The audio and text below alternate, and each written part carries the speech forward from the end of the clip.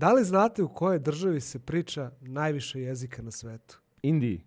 Ne. Kako si ga Nije. ispalio prvi, samo Zato da što- kažeš. Zato što znam da ih ima milijard, Indija je neki na 4. mjestu. četvrto, a? Pa, brate, moguće da je neki isto tako Pakistan, Bangladeš. Nije. Dobri A nije pokušaj, Kina, jel ali tako? Nije. nije. Kina isto ima dosta, ali... Dok oni razmišljaju, vi nas zapratite. Jao, ko bi mogao to Jel da u tom bude? delu sveta? Pa relativno, da, u okeaniji, ajde. U okeani. Novi Zeland. Ne. Nije. Kakvi? Ne. Otkud znam? Tamo... Reći vam da je druga plemena. Indonezija. Indonezija. Sa Filipini. 700. Ne. Ne. Ma nemoguće da je tamo neki Tajland fazon, ono. Ne, nije. Neka je Mislim, baš, nećete neka je se mala setiti. zemlja, jel tako, Ne, skroz? Nije. ne, Velika zemlja. Ali nema mnogo stanovnika, ali je fora što je tako raspoređeno Australija. topografski. Jesi blizu rekao Australije. Filipini? Rekli ste nisu. Isto dobar pokušaj. Sve su dobri pokušaj, ali nije.